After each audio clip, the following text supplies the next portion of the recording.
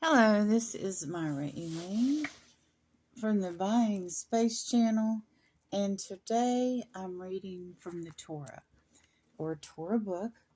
The Torah is the first 5 books of the Bible, or all the Levitical scriptures, all the Jewish scriptures. These 5 books of the Torah are always first in the all of the major Abrahamic religions of the world. And I am in Leviticus and chapter 17. But before I start reading chapter 17, I want to remind everyone that the Torah is divided into sections.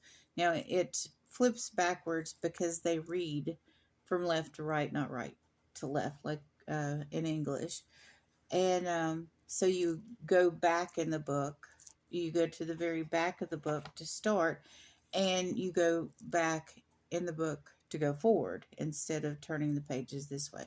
The Hebrew is on this side, and the English translated directly from the Hebrew on this side. Now, the translation is not perfect because, well, the Hebrew words have a lot of depth, and we don't always get the depth in the translation.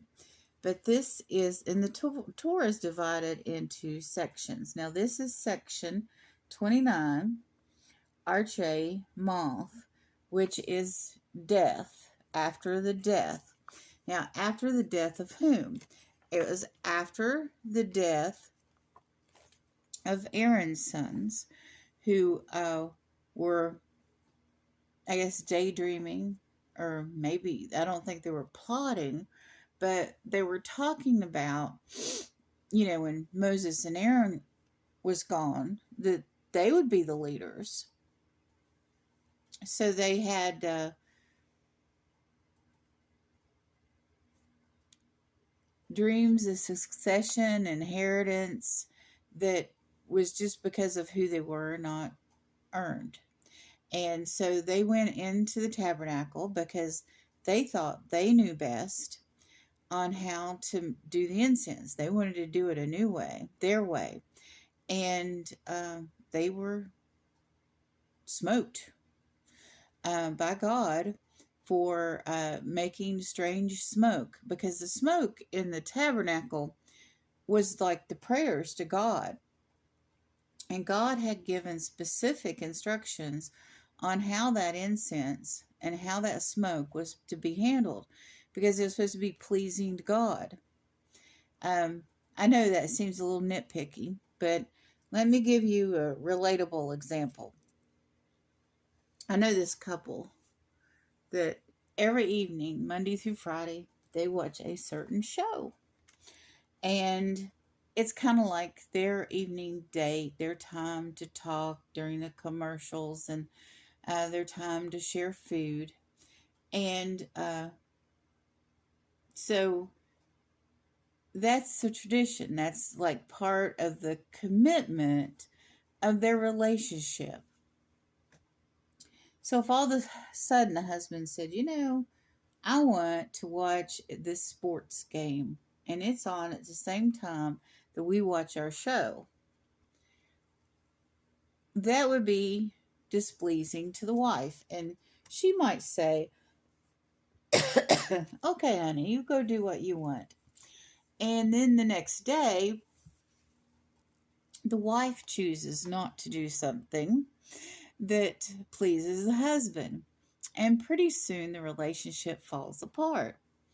Now, also, this wife is very, very jealous, and she doesn't get much time with her husband because of all the other things that are going on.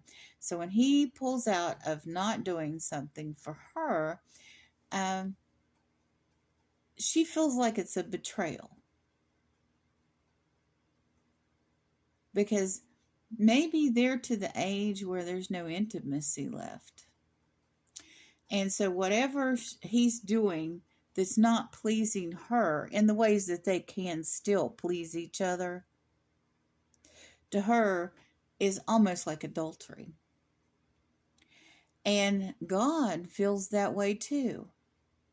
You're not being loyal to me if you don't do the things that we've committed to do to each other or for each other.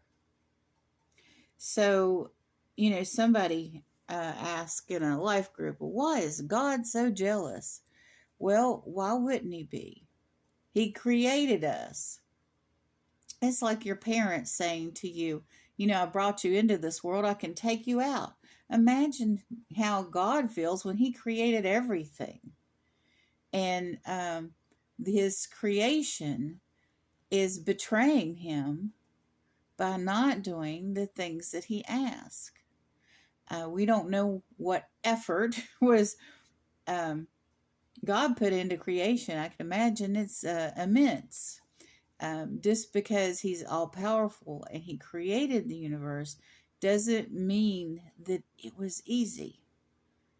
He maybe, because God is eternal, how many eons, how much time, how much effort went in to creation when he started creation. It's kind of an immense thing to think about.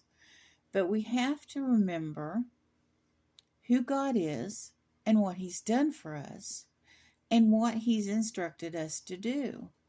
And how, that we have a real relationship with God, or we're supposed to.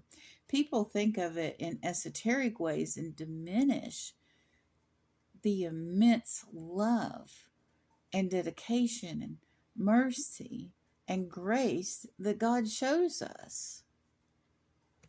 So let's go and start reading chapter 17, and hopefully me explaining that will help you understand what this chapter is about and why.